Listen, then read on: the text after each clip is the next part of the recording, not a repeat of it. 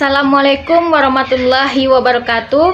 Perkenalkan, nama saya Mega Julia Putri, NIM 1911102002,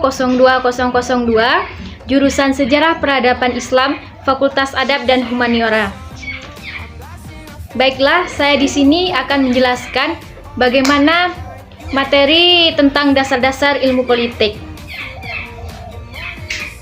Ilmu politik merupakan suatu cabang ilmu pengetahuan sosial yang berkaitan dengan ilmu pengetahuan sosial lainnya, seperti sosiologi, antropologi, dan lain-lain.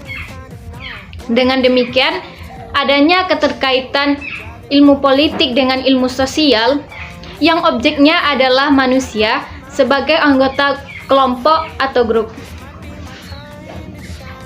Walaupun ilmu politik itu berkaitan erat dengan ilmu sosial, namun batasan-batasan terhadap ilmu politik tentu memiliki kajiannya tertentu. Yang dibahas dalam ilmu politik biasanya berupa hak, kewajiban, kebebasan negara, kebangsaan, masyarakat, dan lain sebagainya. Jadi, ilmu politik itu adalah suatu ilmu pengetahuan yang berkaitan dengan manusia berdasarkan kekuasaan. Jadi, kekuasaan itu adalah suatu yang mempengaruhi seseorang atau suatu kelompok sesuai dengan perilakunya. Contohnya, dalam dunia pekerjaan, kita sering menemukan praktik politik yang berbeda-beda. Politik sering dimainkan sesuai dengan kemauannya, dan juga politik juga salah dipergunakan oleh orang yang lebih tinggi jabatannya, yang memiliki kekuasaan yang lebih besar. Itu sebagian dari orang-orang yang memiliki kekuasaan, tapi ada juga yang menggunakan kekuasaannya yang dapat menguntungkan diri pribadi dan orang banyak. Selanjutnya kita masuk kepada materi partai politik. Partai politik adalah sarana bagi warga negara untuk ikut serta dan berpartisipasi dalam pengelolaan negara. Fungsi-fungsi partai politik saya rangkum menjadi 4 bagian. Yang pertama itu partai politik sebagai sarana komunikasi publik. Maksudnya di sini, partai politik merupakan sarana untuk menghubungkan kekuatan-kekuatan dan ideologi sosial dengan menggunakan lembaga-lembaga yang resmi dan mengikut sertakan masyarakat di dalamnya.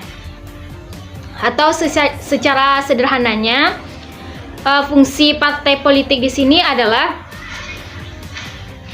sebagai sarana aspirasi masyarakat untuk melawan kekuasaan yang lebih tinggi darinya. Contohnya yang saya contohkan tadi, seperti dalam dunia pekerjaan. Seorang pemimpin kadangkala menyalahgunakan kekuasaannya untuk kepentingan pribadinya. Dia mengurangi gaji karyawan terkadang, dan dia memberhentikan karyawannya tanpa ada sebab.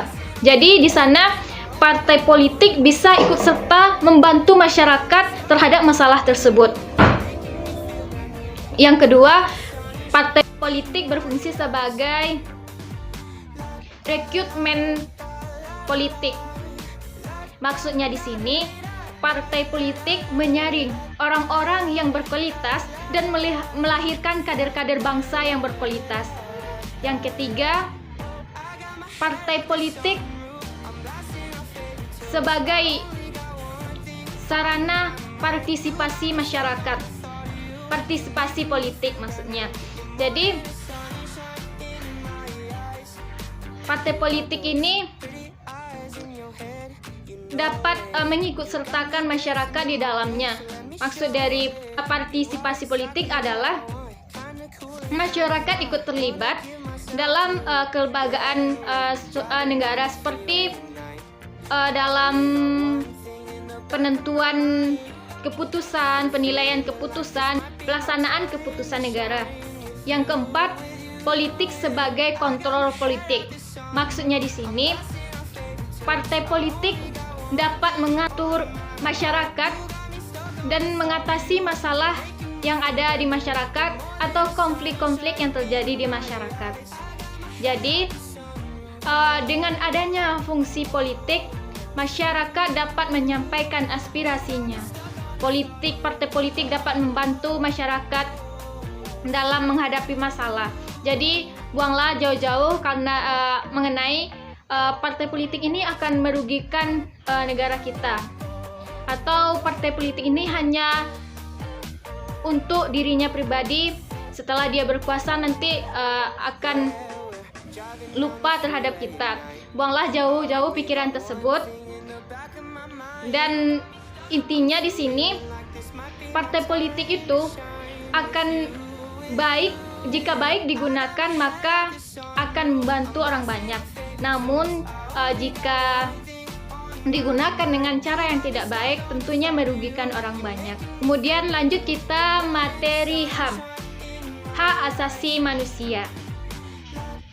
HAM adalah suatu hak dasar yang dimiliki seseorang sejak lahir, dan ia diatur oleh Undang-Undang Dasar dan diatur juga oleh negara. Hak dasar yang dimiliki yang pertama itu hak untuk hidup atau hak untuk nyaman. Artinya di sini kita berhak untuk nyaman dan tentram dalam kehidupan kita. Jika ada yang mengganggu kita, maka hal itu dapat dilaporkan kepada pihak yang bertanggung jawab. Contohnya seperti rumah kita ada kemalingan. Kita ditodongkan senjata oleh orang maling tersebut dan mengancam kita. Kalau nantinya kalian melaporkan saya ke polisi, saya akan kembali ke rumah Anda dan membunuh Anda. Itu adalah suatu ancaman yang melekat pada diri seseorang. Tentunya orang tersebut tidak akan tentram dan nyaman hidup di rumahnya.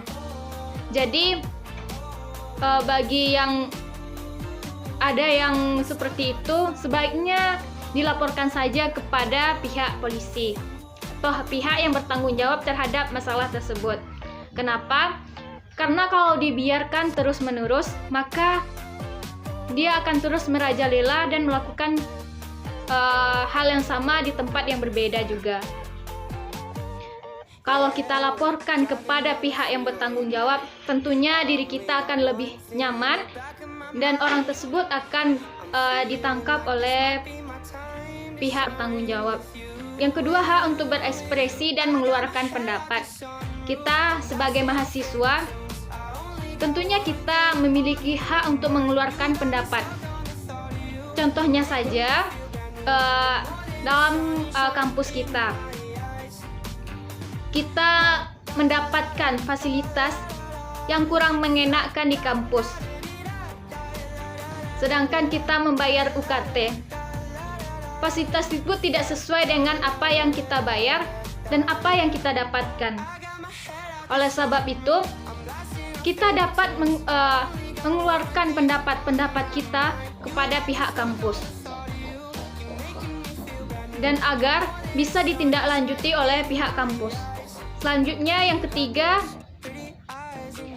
hak untuk memeluk agama dan kepercayaan, yang mana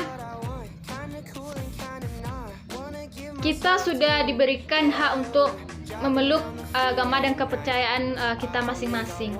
Contoh saja di kampus lain, di kampus Universitas Negeri Padang, Universitas Andalas, yang mana di sana mahasiswinya dan mahasiswanya itu memiliki lebih dari 2 kepercayaan.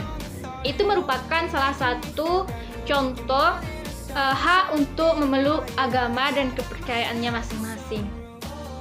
Yang keempat itu hak kebebasan berorganisasi. Kita dibolehkan memilih organisasi manapun sesuai dengan kemauan kita. Jadi kita berhak untuk berorganisasi tapi sesuai dengan semestinya. Yang mana kalau berorganisasi itu janganlah kita merugikan orang banyak, merugikan negara. Itulah pembahasan dari saya mengenai materi dasar-dasar ilmu politik. Itulah pembahasan saya mengenai materi yang berkaitan dengan dasar-dasar ilmu politik. Kalau ada saya salah penyampaian, saya mohon maaf. Semoga apa yang saya sampaikan juga bermanfaat bagi teman-teman semua. Saya akhiri. Assalamualaikum warahmatullahi wabarakatuh.